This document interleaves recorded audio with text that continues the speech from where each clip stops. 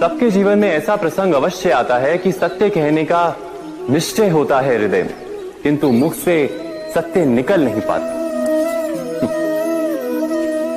कोई भय मन को घेर लेता है। किसी घटना अथवा प्रसंग के बारे में बात करना या फिर स्वयं से कोई भूल हो जाए उसके बारे में कुछ बोलना, क्या ये सत्य है? नहीं, ये तो केवल तथ्य है। अर्थात जैसा हुआ था वैसा केवल बोल देना सामान्य सी बात।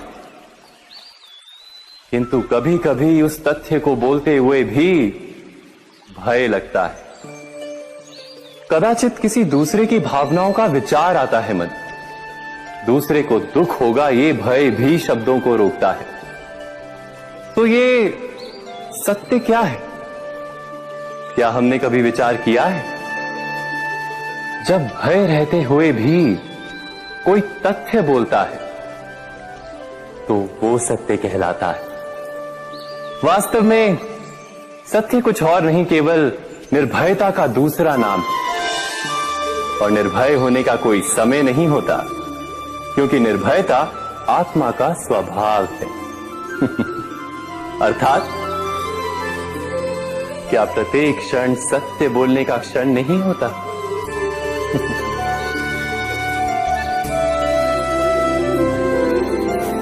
स्वयं विचार कीजिए। दो व्यक्ति जब निकट आते हैं तो एक दूसरे के लिए सीमाएं और मर्यादाएं निर्मित करने का प्रयत्न अवश्य करते हैं। हम यदि सारे संबंधों पर विचार करें तो देखेंगे कि इन सारे संबंधों का आधार यही सीमाएं हैं जो हम दूसरों के लिए निर्मित करते हैं। और यदि अनजाने में भी कोई अन्य व्यक्ति इन सीमाओं को तोड़ता है तो उसी क्षण हमारा हृदय क्रोध से भर जाता है। इन सीमाओं का वास्तविक रूप क्या है? क्या हमने कभी विचार किया? सीमाओं के द्वारा हम दूसरे व्यक्ति को निर्णय करने की अनुमति नहीं देते, अपना निर्णय उस व्यक्ति पर थोपते हैं। अर्थात किसी की स्वतंत्रता का अस्वीकार करते हैं हम। और जब स्वतंत्रता का अस्वीकार किया जाता है तो उसका हृदय दुख से भर जाता है। और जब वो सीमाओं को तोड़ता है तो हमारा हृदय क्रोध से भर जाता है। क्या ऐसा नहीं होता?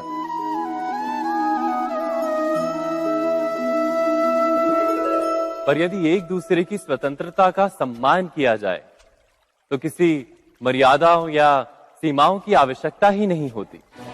अर्थात जिस प्रकार स्वीकार किसी संबंध का देह है, क्या वैसे ही स्वतंत्रता किसी संबंध की आत्मा नहीं? स्वयं विचार कीजिए। श्रेष्ठता का क्या अर्थ है? श्रेष्ठता का अर्थ है दूसरों से अधिक ज्ञान प्राप्त करना। अर्थात मूल्य इस बात का नहीं कि स्वयं कितना ज्ञान प्राप्त किया, मूल्य इस बात का है कि प्राप्त किया हुआ ज्ञान अन्य लोगों से कितना अधिक है। अर्थात श्रेष्ठता की इच्छा ज्ञान प्राप्ति को भी एक स्पर्धा बना देती है। और स्पर्धा में विजय अंतिम कब होती है?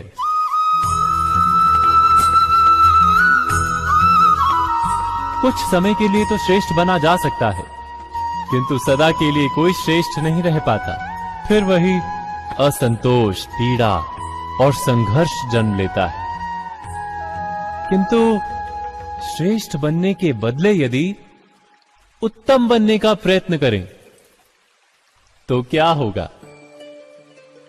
उत्तम का अर्थ है कि जितना प्राप्त करने योग्य है वो सब प्राप्त करना, किसी से अधिक पाने की इच्छा से नहीं, मात्र आत्मा की तृप्ति हेतु कुछ प्राप्त करना।